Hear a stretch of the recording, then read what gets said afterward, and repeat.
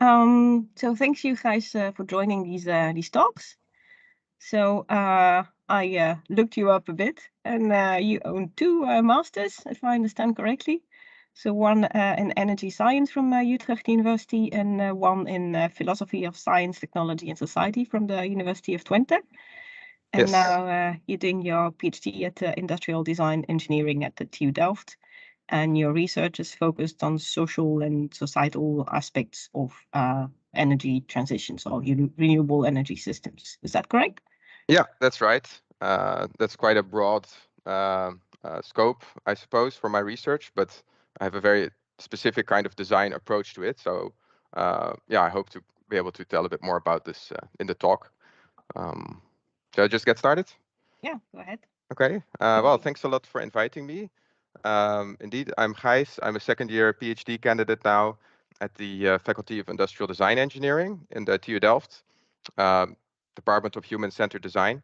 And indeed, I am looking at the social dimensions of the energy transition, but through a very specific case study. So I'm working on a project called the Local Inclusive Future Energy Project.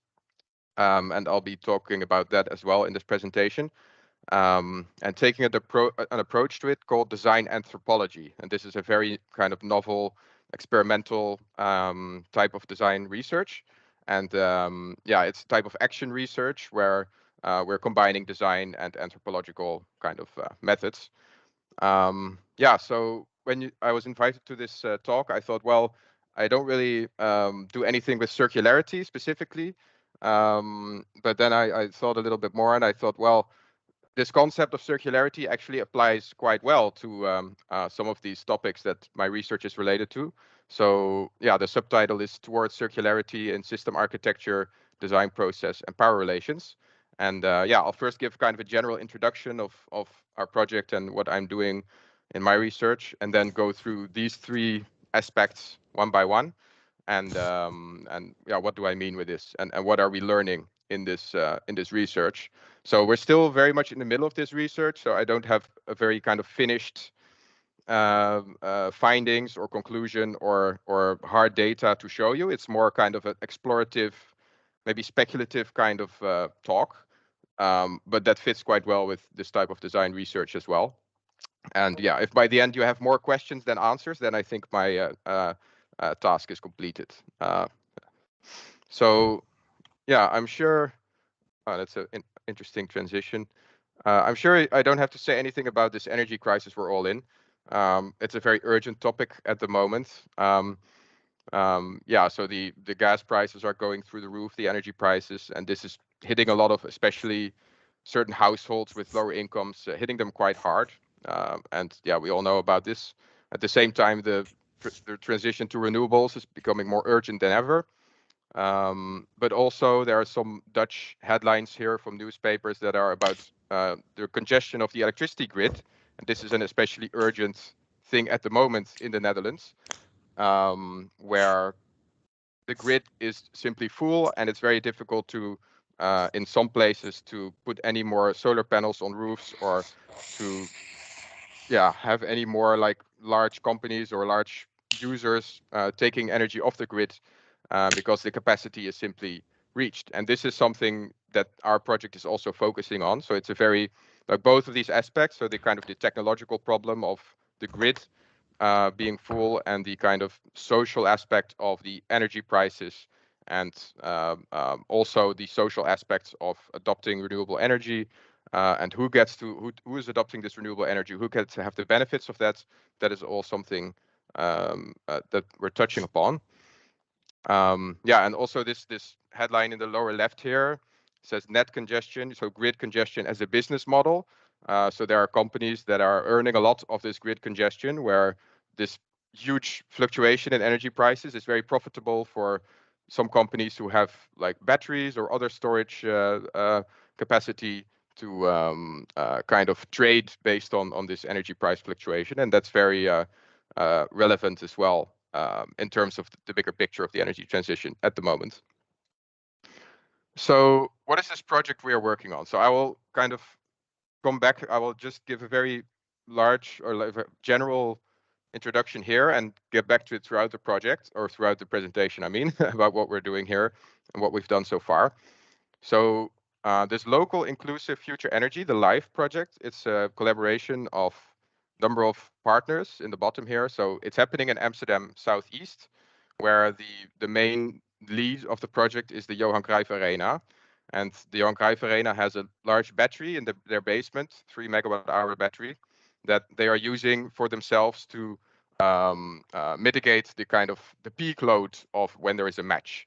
And the goal of this project is to develop a kind of smart energy management platform using kind of algorithms and smart ICT technology to make use of this battery to optimize the local use of energy and generation and in the local grid, because there is a risk that this grid will get congested over the next few years. And then if it's congested, a lot of the kind of real estate development and other kind of projects that happen in the area, they cannot really continue. So this is kind of an urgent thing there. So there's 2 goals to this project. As I said, the first goal is to mitigate grid congestion in the local electricity grid using smart solutions. So the idea is that because of the intermittency of PV and renewable energy in general, of solar and wind energy, we can of course put a lot of storage in the grid, but it's even more efficient to use algorithms to kind of make sure that this energy is used at the times when it is generated as well. And this will really make it possible to not invest too much in the grid in terms of reinforcing and making it like stronger, which requires a lot of investments. Well, the second goal, and this is the kind of more interesting part where our research comes in, is that there is a goal of including the residents of a local neighborhood and other stakeholders in the design of this platform. And well, this at the beginning of this project, we didn't know, like, this was the goal, and we didn't know much about how to approach this. What is the method? Like, how do we include them? How can they be included in this kind of complex technology? But I will talk more about that in a bit. In any case, there's all these different partners cooperating. So we have the municipality of Amsterdam, Alliander, the grid operator. Coforce is a local cooperative of energy pioneers. Well, not a cooperative, but an initiative more. So they are representing the interests of the local residents. And there's also the University of Utrecht is looking at regulatory aspects, and there are also other faculties at TU Delft from computer science and control systems who are looking more at the kind of technological side of things. And Spectral is an energy technology company who are also developing these algorithms. So we at the industrial design faculty are focused more on this second goal, like how can we include people in the design of this platform? And as I mentioned, we're taking an approach called design anthropology. Now, what does this mean? So it's a combination of design and anthropology, as you might expect. And so the design aspect of it is, we're designing the system with a focus on the end kind of user, although maybe we prefer other terms, as I'll get to later. But we're taking a human-centered perspective towards this system. We're not just looking at the economic aspects or at the kind of, let's say, CO2 mitigating aspects. We're not just doing these calculations. We actually want to think about who are the people who are engaging with this platform, who are the stakeholders in this platform, what might their kind of worldviews be, or their opinions, or their interests, and how can we take them into account in this design of the system. And how do we do that? We want to do certain like living lab experiments, interventions.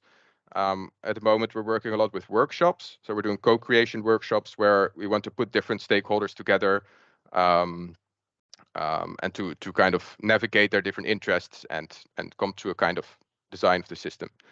Now, what is the anthropological aspect of this?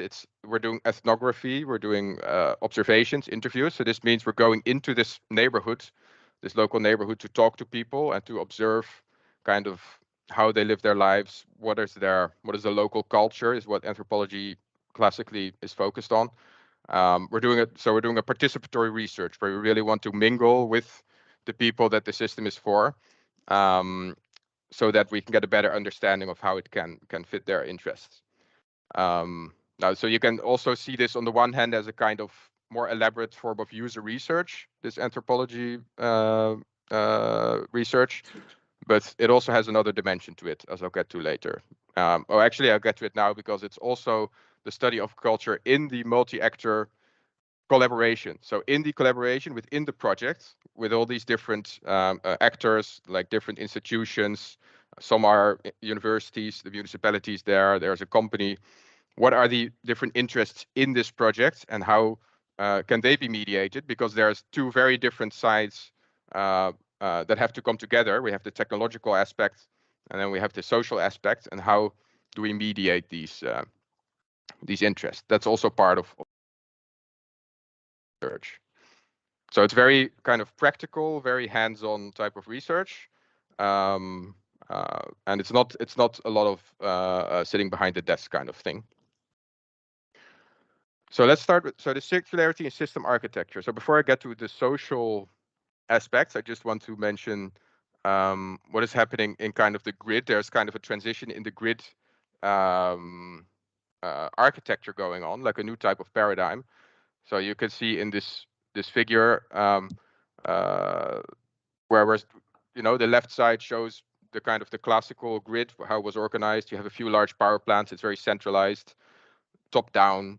And we're going to this new type of grid where you have a lot of small power producers that are kind of distributed throughout the entire system. It's more decentralized, and you have kind of small scale transmission systems, and this is quite a big difference that is happening. So yeah, and actually this grid we have now, it's actually quite outdated in some ways. Like the infrastructure dates back to the early 20th century, much of it.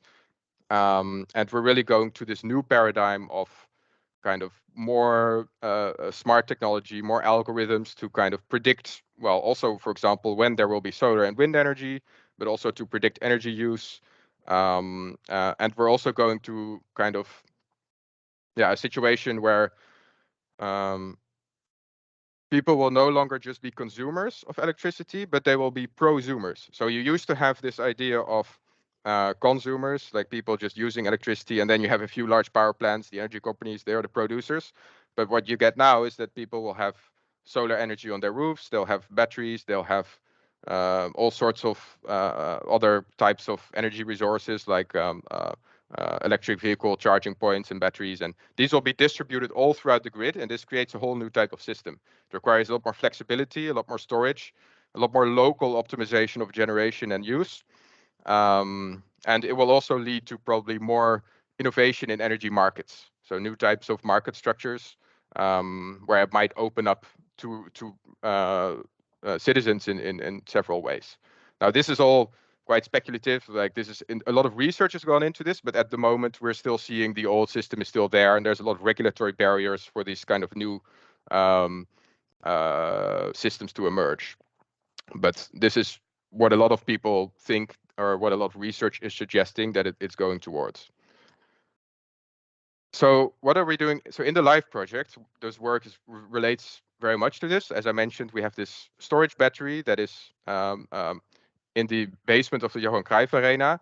And the idea is to make this battery available for the collective use of all stakeholders in the neighborhood. So if there's any people with solar panels, they can make use of this battery to store it temporarily and use it later when they need it. So that would be quite beneficial for them. At the same time, there are also some large asset owners, as we call them. So, for example, the ING Bank is there in the area, the Ziggo Dome. They might have some larger types of energy assets, like the ING Bank has a heat cold storage, for example, and we're currently exploring whether they can also be connected to the system. And then the idea is to make a smart platform, a smart energy management platform that can connect all these different assets and pool them using algorithms to optimize the use of energy. And this will make it much more efficient, and it will allow us to kind of reduce the grid congestion. And also, since all these assets are pooled, you have a large enough capacity to get access to certain types of energy markets, like the flexibility market. There's a GoPax market that is used by the grid operators to kind of reduce grid congestion as well. And this is where some companies are making it like the business model of grid congestion. This is where things like this are happening, where some companies, they're investing in large batteries or large storage to trade on this market.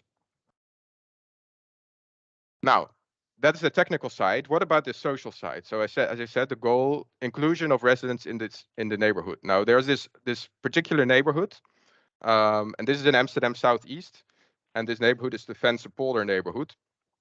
So there's some things you need to know about this neighborhood. It's been marked by the municipality as a development neighborhood, and this is because there are certain challenges, certain socioeconomic challenges. There's a high rate of energy poverty, as you can see in this figure in the top right. There are also the general poverty is quite high, unemployment, crime rates, and there's not a lot of social cohesion. So it's not, let's say, your typical kind of neighborhood where people are forming energy communities and energy cooperatives, and they're taking a lot of initiative to work together to innovate with these types of systems. So that makes it more challenging, but that's also part of the inclusive part of this project, is that we actually want to see how do we make this benefits available for people who are not the usual suspects or who do not have already access to them. So there's also an incredible richness and diversity in this neighborhood as well. There's over 150 nationalities, many different languages, many different cultures. So bringing all that together is part of this project and part of the challenge. So the initial ideas were, how can we give people access to this battery? So if there are some people with solar panels, how can we give them access? And how can we also maybe innovate with some kind of tariff structure or energy prices to reduce energy poverty, give people lower energy bills? But what we quickly realized is that there are no solar panels in this area. Like, these are very large apartment blocks. They're managed by VVA's, so that's associations of homeowners, and they don't have a lot of agency in the sense that they're not, many of them are not very organized, and it's difficult to kind of install these new types of measures. And also the housing corporations are also involved there, and it's not all very smooth. And a lot of people who live there, they don't really care too much about energy transition, right? It's a lot of people, like, if you go there to talk to people about energy transition, people will be like, what are you talking about? You know, I don't really care, basically, especially if you start talking about innovative smart energy systems. That's like, it's a very kind of future, like science fiction kind of topic to a lot of people. So how, yeah, this is, yeah, something we ran into very quickly. And of course, you can predict this beforehand, and we also thought it might happen, but it's a different thing to actually go there and actually have it happen. So, yeah, so just back for one moment to this grid paradigm. So what are this for the smart grid? What are the opportunities here that are seen in a lot of these research? You have energy communities, energy cooperatives, this idea of peer-to-peer trading, like you can trade energy with your neighbors, local energy markets, new types of energy services, being self-sufficient using batteries, and you have this movements of energy justice, energy democracy, and this kind of research has gained quite some momentum, but there's also some risks and challenges, and that we can already see from, well, this experience in Vensterpolder. This kind of energy cooperatives, peer-to-peer trading are not accessible for everyone, right? Like, you need to have solar panels, you need to have some sort of organizing capacity, and usually these are present in certain types of rural communities, maybe, where people, you know, I for my master thesis, I did some research with a community in Loenen near Apeldoorn, and they were functioning very well and innovating a lot, but they had one guy who was retired, and he was an entrepreneur in the energy sector, and he knew a lot, and he knew how to get everyone together and kind of be a pioneer, right? So you need people like that, or yeah, and that is quite not everyone has access to that. What's further is that these systems are very complex, right? So it's like the grid, the infrastructure, it's quite complicated, and not everyone can understand or wants to understand. It costs a lot of time. So this idea of fully bottom up, you know, is very idealistic, but it's maybe not so easy, right, for a lot of people. At the same time, if you want to open up these markets, you may attract kind of disruptive newcomers. Like you might get some Uber for energy, who knows? Might have all sorts of consequences. Yeah, so let's continue for now. So yeah, how do we deal with these challenges, right? So we have this kind of new system architecture, but how do we give people access to that? Or how do we let people participate in that? Well, through this new type of kind of engaging with design, or a different way of engaging with design, maybe we can involve people from the beginning. Maybe we can come up with tools, design tools or design methods to actually ensure that there is a back and forth exchange between the designers, the experts, and the stakeholders, the residents. So that's, I guess, what you could call circularity in some way. So yeah, again, let's go back to our research in Vensterpolder. So we went into this neighborhood doing ethnographic research with certain intentions. Like, we wanted to avoid this kind of bureaucratic box ticking that sometimes happens, right? When there's a project, a government project, where the goal is to do citizen participation. Well, we'll just organize an evening and invite everyone and tell them something, and then no matter what they think, we'll do it. We'll continue with our plans anyway, and then we can say we did participation, right? Like, that's what we wanted to avoid. So we thought we were going into this neighborhood early to talk to people at the beginning of the project, so to give them a chance to talk with us and to give their opinion. And yeah, that seemed to make sense to us at the time. But what we First, so what do we do? We went to certain community centers. There are certain community centers where people do volunteering work, where people come together to have coffee. They do urban gardening, for example. There's a women's initiative where they do urban gardening specifically for local women. And we were just going there to have some informal conversations, engagements with the local residents, just to see how it goes. This is kind of an anthropological way of approaching it. Now, what did we learn? So interestingly, because Vensterpolder is marked as a development neighborhood, we learned that the most people we spoke to, they'd already engaged with some researchers at some point earlier. And at this point, many people, they have not really gotten any feedback from any of these researchers. As researchers, they would go in the area, ask questions, interviews, asking them about their energy poverty and all these difficult, it's a little bit stigmatizing as well. And then people have no idea, like, what's actually happening with this research. They don't see any benefits. Their situation in this neighborhood is still the way it was. Not really much improving.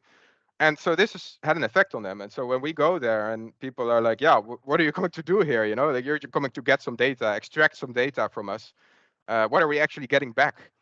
And we didn't really have a right out. Like, we had some like abstract intellectual idea of, we're making this energy system, and maybe in 5 to 10 years, it will contribute to more inclusive or lower energy bills, or then this and that. But yeah, when you start to make these kind of empty promises, people are very quick to catch on to that and say, well, I don't trust that what you are doing here is actually going to help me. So yeah, that is quite interesting. So yeah, we really need a different kind of language, especially when, at the beginning of the project, we were still, when you use this academic language of, we're building an energy system, we're doing energy transition, it doesn't work. You need some type of different communication, visual communication. And we really need to find people, local experts. So some people that are maybe community leaders who are, more kind of available to connect with people from the government or people from universities, and they know what's happening locally and they have the connection with the community. So that's something that we're also now working on. That's something that's really necessary as well. And in general, people see energy mostly from an economic perspective, right? Like, people were saying, yeah, my energy bills are high, I don't like it, can you do anything about it? That was a very common finding. But beyond that, not so much. So what we have here is that we have a tension between participation on the one hand, like, we think citizen participation is important, people should be involved. But on the other hand, we also want to unburden people, right? Like, especially these people from communities who, they have certain socioeconomic challenges. People have to work a lot to kind of keep bread on the table. Why should we expect them to participate in all this complicated research, right? Like, why should we burden them with that? Like, why do we not make something on the back end that will give them a lower energy bill and they don't have to worry about it? So this is kind of a tension that we're trying to navigate as well. So yeah, so in our approach, going from design to design anthropology, what does this entail? So to engage with these challenges, what is the kind of shift in approach, the shift in method that we have to kind of adopt?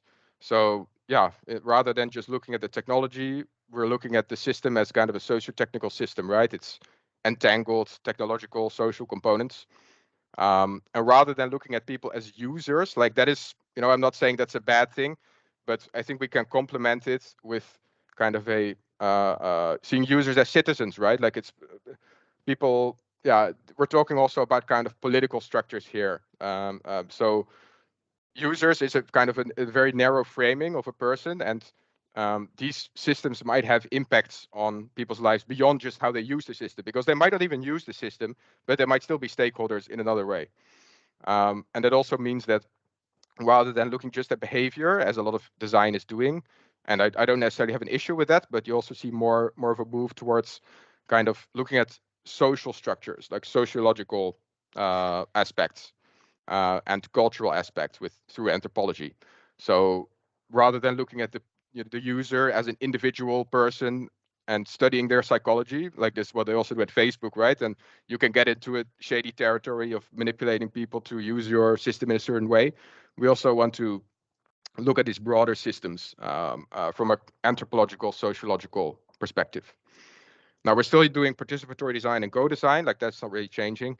But yeah, the other thing is, rather than designing products and services, as a lot of design is aimed at, we want to also look at designing systems, designing an institution, maybe. Like, what does that mean? I'll get back to it. And designing narratives, right? Like, we need new narratives for something like the energy transition, probably also, circular economy that speak to people, that are meaningful to people, that are not just, you get to use this thing or this, because you can also think beyond the kind of standard economic way, homo economicus, of like looking at things and looking at people. So then I get to the final aspect, power relations. So I've already kind of alluded to it, but I think, and this is in my research, what I'm focusing on, like theoretically, is I think a lot of this is about the relationship between citizens and institutions, right? It's not just about, and then it's not just institutions as in the government, but also universities and companies and all of that. Now, this figure is just to show that this is something we need to think about. I know this is not going into detail about this figure specifically. And this is very early kind of thoughts about power relations. This is still very much in the middle of doing this research. But if you can, like, what does power mean? Of course, this is, it's not the kind of power that is in the grid. It's a social kind of power. It's a political kind of power. So this, we can define it as something like the ability to act, the ability to influence the course of events and collective decision making, right? So if we have this design project, the system, there are all these stakeholders. How do they engage in a form of collective decision making that gives everyone a fair voice and where everyone is fairly and justly represented, but also where you ensure that the outcome of this kind of decision making is fair? Like, you can't just have, if there are some powerful institutions in this decision making, that their interests will, they will come out, they'll ahead. Like, you have to make sure you do something about this. And what can design do about this? What are design tools, design methods to work on this? That's kind of what our research is about. Now, where does this power come from? It can be many things. Like, this is not an exhaustive list, just to give you an indication. It can be just expertise. Well, of course, resources, material resources, technological resources, institutional authority. But well, these are the types of resources that would generally fall to institutions or experts, but residents, they'll have this kind of local social cultural knowledge. And this is something that we want to learn from them, right? And this is something that they actually have that is of value to us, and we shouldn't just take that for granted and just go there, extract the data, don't give anything back, right? Yeah, something I'm interested in my research as well is this influence of the bureaucratic procedures, right? Like how the way that these projects are organized, how certain framings are made in very early stages of the project that then influence at a very later stage how things are going. Yeah, so just to mention that there's a difference between the design process, like how do we ensure that kind of equal relationships or as much as possible in the design process and in the result, the design result. Yeah, I won't go into detail too much. But yeah, what are we doing in the live project at the moment? So that's where we'll end, is what are kind of the different approaches that we are taking, the different ideas we have to kind of deal with these issues or deal with these challenges. So this first one is we want to, there's a certain amount of value, like financial value, that is generated by this live platform through mitigating grid congestion. So if you look at this figure below here, this left figure shows that this yellow line is the grid capacity. So you'll have a certain grid capacity that will be expanded in the future, but in the meantime, there will be some congestion here. And there is a lot of economic value that is kind of lost through that congestion. And because when there's congestion, you can't run any solar panels, for example, or things like that. So there's a big loss there. And through this system, we can prevent those losses from happening, and there's financial value generated. Well, what do we do with that? We want to kind of distribute that value to the neighborhood in Vensterpolder to see if we can actually form a cooperative with some of the homeowners associations and then place solar panels on the roofs of these apartment blocks. So that will create more renewable generation in this area, hopefully lower people's energy bills. And then they can also be connected to this battery of the Johan Cruyff Arena to increase kind of the collective power of the system. So yeah, that is something we're exploring. So this is more of a kind of organizational question rather than a technological question. Like there are a lot of challenges associated with how do we get these VVA's on board, for example. Now, another thing we're looking at is we're looking to collaborate with this local currency called Lokaal Geld in Zuidoost. And they are actually working with the donut economy as well.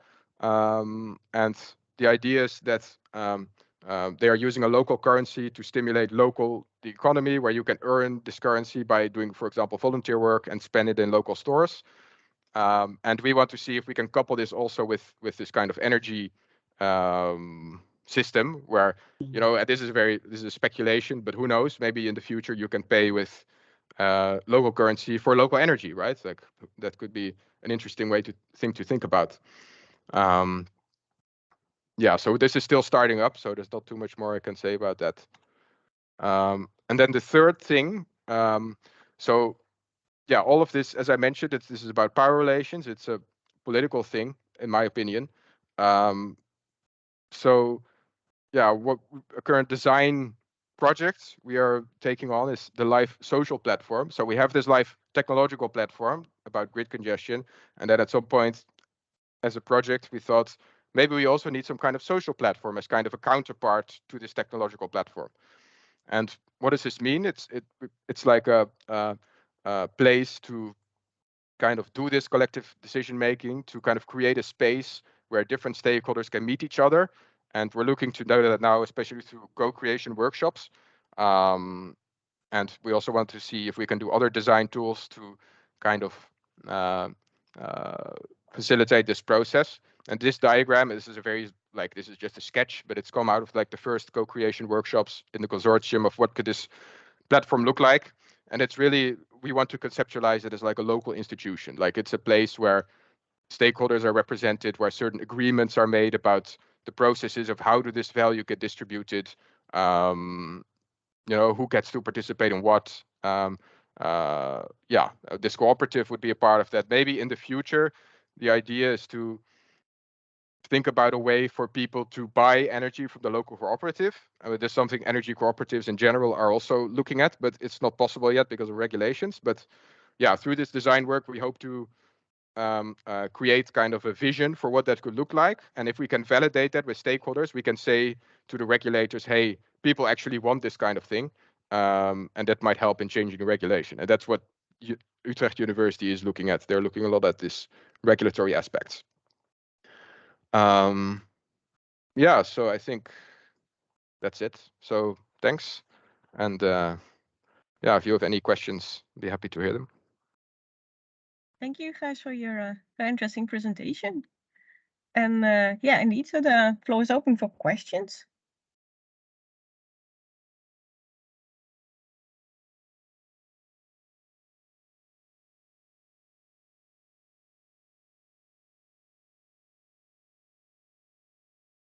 I had a question myself.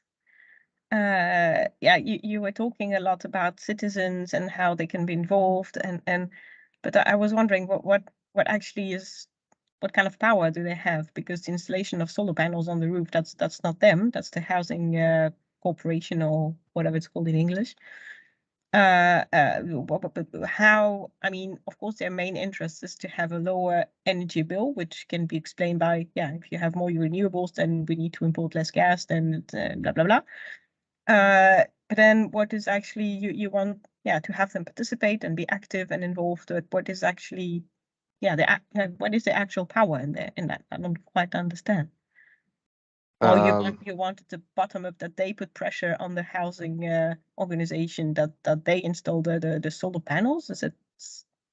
Well, I think the thing that what I mean to say is that you know, in this kind of design process, when we are building this kind of platform, we have to be aware that there is a kind of power relationship also between the people who are kind of doing this research and kind of the institutions that are kind of instating this process and the people that we want to involve, right? Like there is a relationship there as well. And yeah, when it comes to the power that's, and of course in that relationship the institutions would be more powerful, right? That's kind of the idea that the institute, like there are a lot of ideals about, we want to include people, we want people to participate, and usually with good intentions, but at the same time, if you look at how things are actually working, it's usually the institutions anyway who will be kind of deciding anyway what the system will look like. And that's not necessarily a bad thing. Like if you make sure that it becomes cheaper and all, then that's fine. But in the end, I feel like, yeah, different people will have different interests in their way of participating in these systems. Like some people in some communities, they'll be much more motivated to take it up for themselves and to become independent from the energy company, because that is a large motivation for a lot of people. But in other communities, they will not be, right? Like they will be fine with like, just build a good system that's efficient and that doesn't give me any headaches, and I'll, you know, lower my bill. So I think that's part of this research we need to do, is make it very localized, make it very specific. Like, who are the people we are working with? What are their interests? Do they want to participate or not? And even if they don't want to participate, how can we still cater to their interests? Because they still have to be represented in some way. So then we need to still know what they want. So yeah. I understand. I don't know if that makes sense, but yeah, no, that does. Okay. Yeah. And I was quite curious because oh, there is another question from someone else, from Catherine. Go ahead, Catherine. Yes, well, I want to continue on your question, because I was also wondering why involve all those people. And I was also just thinking, why do people need to have an opinion about energy? You know, that's people do all masters and write theses and do research about it, and then they know what makes sense. But why should I, as a local citizen, have an opinion on how the renewable energy grid looks like, especially in neighborhoods that are already struggling with poverty, you know? Then your focus is on surviving and providing a meal for your family, and not on, oh, do I want a solar panel, or should we maybe have a wind turbine in our garden, which is impossible, I know. But, you know, why should people have an opinion on that? Yeah, that's a great point, and you're absolutely right. I think, you know, this is you know, the way that this project got started was with this assumption of people will have an opinion. Well, it turns out maybe they don't, and maybe they, we shouldn't make them have an opinion, because that's, you don't need to.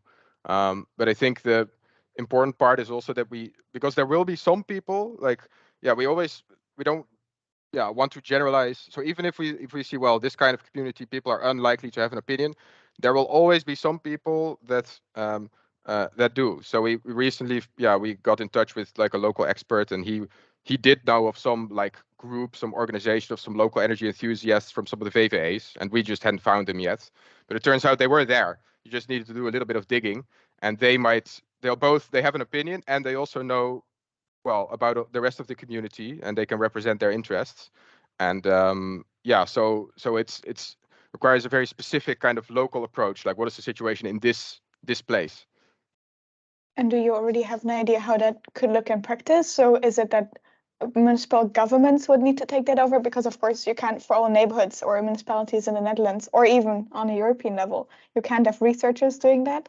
Would that be up to the municipality, or is the idea now to have sufficient case studies to get an impression of how things work and then have an overall approach for this? Or is that something you're still figuring out? Yeah, that's a good question. I don't think I have an answer to that. Yeah, this is still very early, and this design anthropology approach, we're really just exploring like how this works and how can this be applicable. So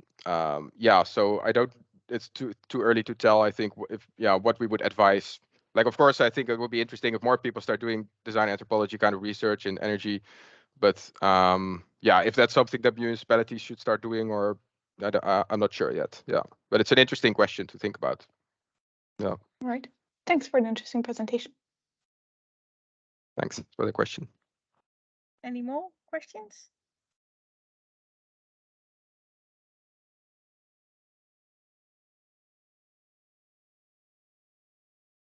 And so this project you're working on, the live project, is sort of pilot, I guess, in a specific neighborhood. Is the idea? I don't know how long the project is gonna last. So like 2025, but there will be a follow-up project probably. So it will, there will be a new project taking the work forward after that. And is the objective to eventually come up to a concrete solution with really the installation of the solar panel and really using the tools? Is that the ultimate objective? It has become now one of the goals, but not within the scope of this project. But that's one of the challenges we also had, because this project was really intended to be research and development project, so not an implementation project where we have the fully developed system.